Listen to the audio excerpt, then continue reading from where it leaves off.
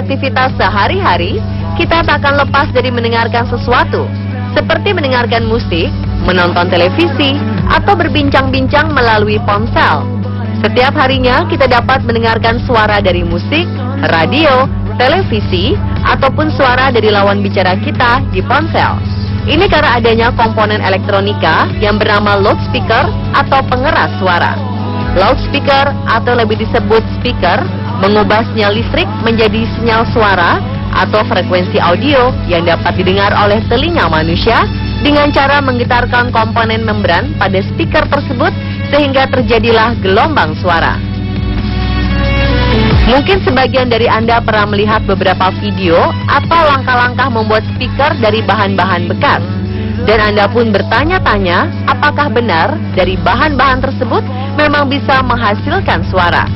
Untuk itu, pada eksperimen kali ini, tim On The Spot akan melakukan percobaan sederhana, membuat speaker dengan menggunakan bahan-bahan bekas yang ada di sekitar kita.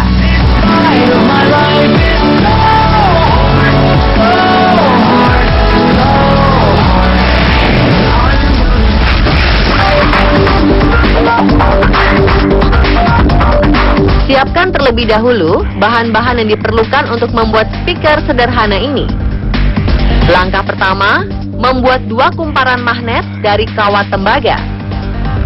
Kumparan pertama adalah kumparan kecil yang dibuat dari kawat tembaga 0,18 mm sebanyak 30 lilitan.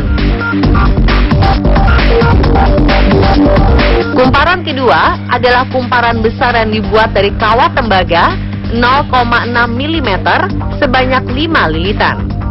Dan pada bagian silangnya sebanyak 3 lilitan.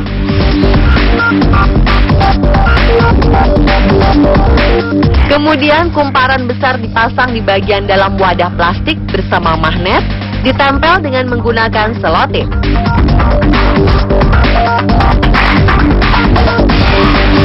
Kemudian kumparan kecil ditempel dengan selotip di bagian luar, dengan menyisakan ujung-ujungnya akan diamplas sepanjang kurang lebih 3 cm.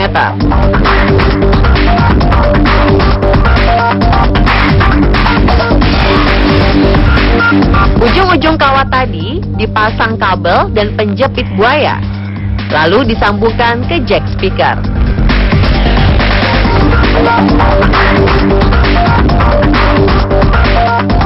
Kemudian disambungkan ke ponsel untuk mendengarkan musik.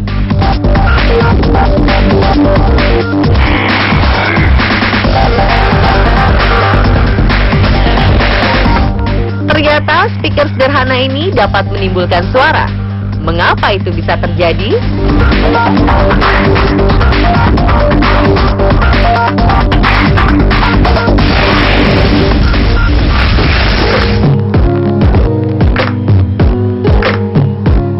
Pada dasarnya, speaker terdiri dari beberapa komponen utama, yaitu cone, suspension, magnet permanen, voice coil atau kawat magnet, dan juga kerangka speaker.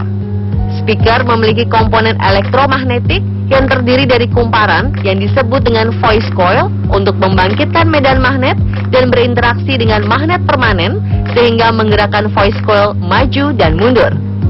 Voice coil adalah bagian yang bergerak, sedangkan magnet permanen adalah bagian speaker yang tetap pada posisinya.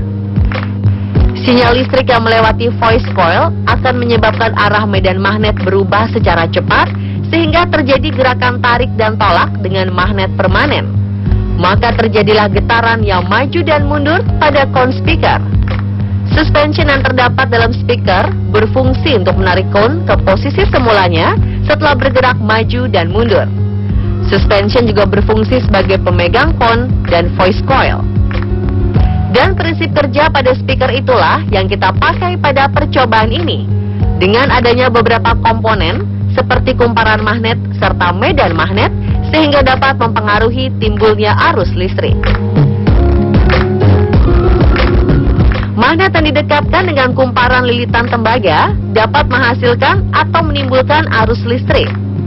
Selanjutnya, arus listrik tersebut ketika didekatkan dengan mangkuk menghasilkan getaran yang mana getaran tersebut menghasilkan gelombang suara. Semakin besar kekuatan magnet, maka akan menghasilkan dorongan yang semakin kencang. Selain kekuatan magnet, jumlah lilitan kumparan juga akan menghasilkan getaran yang lebih besar dan suara yang dihasilkan speaker akan lebih besar pula. Namun suara yang dihasilkan pada eksperimen ini sangatlah lemah dan tak terlalu jernih. Ini karena kekuatan magnet yang digunakan kecil, sehingga medan magnetnya juga kecil. Saat medan magnet kecil, maka getaran yang dihasilkan oleh medan magnet juga sedikit. Seperti yang kita ketahui bahwa bunyi atau suara dihasilkan oleh benda yang bergetar. Semakin banyak jumlah getaran per detik, maka suara yang dihasilkan juga besar. Selain itu, pada dasarnya telinga manusia memiliki batas pendengaran hingga 120 desibel. Desibel merupakan satuan kekerasan untuk bunyi. Sedangkan suara orang berbicara normal adalah 60 desibel. Dan suara yang dihasilkan oleh speaker sederhana ini di bawah 60 desibel. Itulah mengapa suaranya lemah dan tak terlalu jernih. Pemirsa, itulah tadi penjelasan bagaimana sebuah speaker sederhana dapat bekerja dan menghasilkan suara. Semoga dapat menambah pengetahuan Anda ya.